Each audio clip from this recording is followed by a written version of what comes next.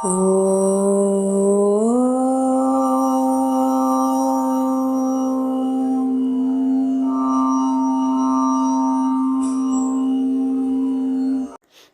ஸ்ரீ குருப்பியோ நமக. தென்னாடுடைய பெரியவா போற்றி, எந்நாட்டவர்க்கும் இறைவா போற்றி. ஓம் ஸ்ரீ மகா பெரியவா சரணம். ஆன்மீக அன்பர்கள் அனைவருக்கும் அடியனுடைய நமஸ்காரம். இப்போ நம்ம தொடர்ச்சியாக நமது மதத்தின் பெருமைகளை பற்றி மகா பெரியவா பண்ணியிருக்கிற உபன்யாசங்களை பார்த்துட்டு இருக்கோம். இதில் வர்ண தர்மத்தோட சிறப்பு அம்சங்களை மகா பெரியவா ரொம்ப அற்புதமாக எடுத்து சொல்கிறா. இப்போது வர்ண தர்மம் இங்கே மட்டும் ஏன் இருக்குது? உலகத்தில் மற்ற தேசங்கள்லாம் இல்லையா? அங்கேயும் மதங்கள்லாம் இல்லையா? அந்தந்த மதங்கள் அந்தந்த தேச ஜனங்களுக்கு இப்படிப்பட்ட பாரம்பரியமாக தொழில்களை வகுத்து கொடுத்து ஜாதின்னு வைக்கலையே, நமக்கு மட்டும் ஏன் இருக்குது அப்படிங்கிற கேள்வி பிறக்கிறது அப்படின்னு பெரியவா ஆரம்பிக்கிறார். அதாவது ஜாதிகள்னு பிரித்து வைக்காத தேசங்களில் கூட சாஸ்திரங்களையும் அறிவு நூல்களையும் வளர்க்கிறவர்கள், ராஜ்ய பாரம் நடத்தி யுத்தம் பண்ணுறவங்க, வியாபாரிகள், விவசாயிகள், தொழிலாளிகள் எல்லாரும் இருக்கத்தான் செய்தார்கள், இன்றைக்கும் இருக்காங்க. ஆனால் கூட இது நம்ம தேசம் அப்படிங்கிற சுய அபிமானம் இல்லாமல் நடுநிலைமையாகவே பார்த்தாலும் நமது தேசத்தின் மகோன்னதமான நாகரீகம் மாதிரி அங்கெல்லாம் எங்கேயுமே காணோமே அப்படின்னு தான் தோன்றுறது. மற்ற தேசங்களில் நடுவில் ஒரு பெரிய நாகரீகம் தோன்றினா கூட அது இங்கே இருக்கிற மாதிரி இத்தனை 1000 வருஷங்கள் நீடித்து நிலைத்து நிற்க காணோமே. நாமே நம் பெருமையை சொல்லிக்கொள்வது அப்படிங்கிறது இல்லை. அலெக்சாண்டர் காலத்திலேருந்து நம்ம இத்தனை அதல பாதாளத்துக்கு போயிருக்கிற இன்றைக்கு வரையிலும் கூட வெளி தேசத்தவர்கள் சகலருமே ஹிந்து நாகரீகமாக, ஹிந்து சிவிலைசேஷனா, அப்பாடா அது எத்தனை மகோன்னதமாக இருக்கிறது அப்படின்னு ஆச்சரியப்பட்டுன்னு வராங்களே. இதற்கு விசை என்ன? வெளிநாடுகள்லாமும் கூட மகா புருஷர்கள், ஞானிகள், பக்தர்கள், பரோபகாரிகள், தியாகிகள் எல்லோரும் பிறந்து தான் இருக்காங்க. ஆனால் கூட எல்லாத்தையும் கணக்கு போட்டு பார்த்தாக்க நம் ஒரு தேசத்தில் அவிச்சின்னமாக, அதாவது அறுபடாத சங்கிலி தொடராக எத்தனையோ 1000 வருஷங்களாக தலைமுறைக்கு தலைமுறை கூட்டமாக உத்தம புருஷர்கள், சாதுக்கள், ஞானிகள், தத்துவ சித்தாந்திகள், பக்தர்கள், பரோபகாரிகள் தோன்றின மாதிரி வேறு எந்த தேசத்துலேயுமே காணோமே. அத்தனை வெளி தேசங்களில் இருக்கக்கூடிய மகான்களை எல்லாரும் கூட்டினா கூட அதை விட அதிகமாக இங்கே மகா புருஷர்கள் தோன்றியிருக்கிறார்கள். அதனால தான் நம்ம தேசத்தை land of saints, land of sages அப்படிலாம் நம்ம சொல்ல வேண்டியதில்லை. மற்ற தேசத்துக்காரங்களே தலைக்கு மேலே தூக்கி வச்சுட்டு கொண்டாடுறாங்க. இப்படி ஒரு வேதாந்தமா, இப்படி தத்துவங்களா அப்படின்னு நம்ம கிரந்தங்களை கொண்டாடி நமஸ்காரம் பண்ணுறாங்க. கலை, சிற்பம், சங்கீதம், காவியம், ஜோதிஷம், கணிதம் மாதிரி அறிவு சாஸ்திரங்கள், வைத்திய சாஸ்திரம் அப்படின்னு எதை எடுத்துட்டாலும் இந்தியாவுக்கு நிகர் எதுவுமே இல்லை அப்படின்னு லோகமே வானளாக புகழ்கிறது. உபனிஷத், கீதை, ராமாயணம், சாகுந்தலம் இந்த மாதிரி உலகத்திலேயே இல்லை அப்படிங்கிறாங்க. தமிழ் நூல்களிலேயே இருக்கப்பட்ட தேவாரம், திவ்ய பிரபந்தங்கள் போன்ற பக்தி நூல்கள் லோகத்திலேயே வேறு எங்கேயும் இல்லைங்கிறாங்க. குறளை பார்த்து இப்படியும் ஒரு சின்ன நூல் அத்தனை நீதிகளையும் இவ்வளவு தெளிவாக எடுத்து சொல்கிறதுக்கு உண்டான்னு ஆச்சரியப்பட்டு போகிறாங்க.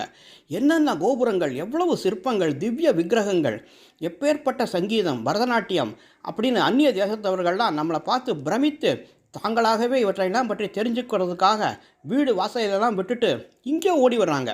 வெள்ளைக்காரங்க நம்மளை அடிமைப்படுத்தி ஒரு பக்கத்தில் நம்மிடம் இல்லாத தோஷங்களை எல்லாம் சுமத்தி நம்மை பிரித்து வைத்து ஆட்சி பண்ணினாலும் கூட, அதாவது டிவைட் அண்ட் ரூல் பண்ணினாலும் கூட, இன்னொரு பக்கத்தில் நம் நாகரிகத்தை பார்த்து ஆச்சரியப்பட்டு நம்மளுடைய சாஸ்திரங்களை எல்லாம் தேடி ஆராய்ச்சி பண்ணி தங்களுடைய பாஷையில் மொழிபெயர்த்து வச்சுட்டுருக்காங்க.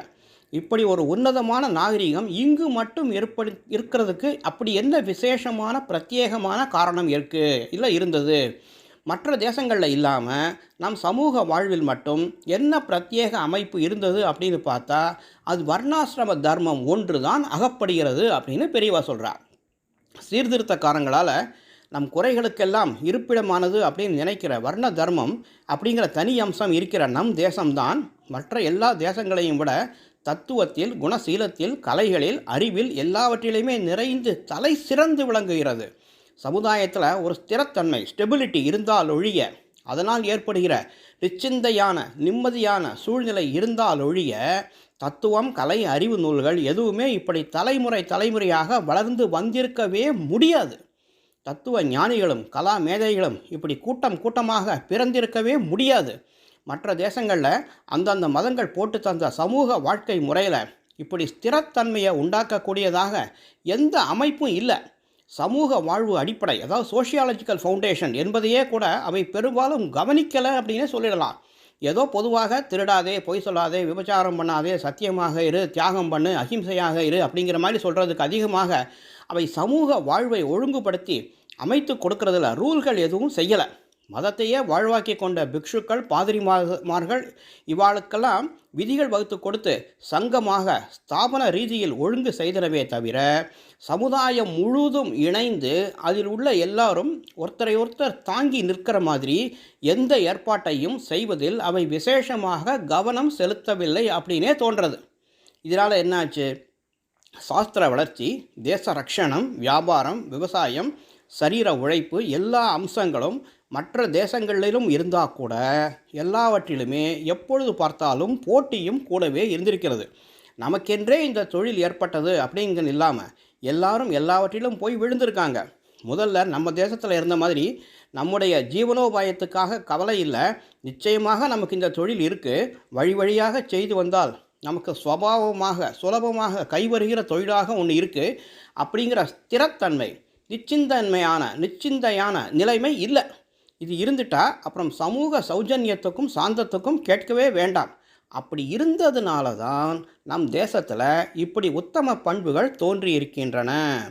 அவற்றை வாழ்க்கையில் நடத்தி காட்டிய உத்தம புருஷர்கள் கணக்கு வழக்கு இல்லாமல் தோன்றியிருக்கிறார்கள்.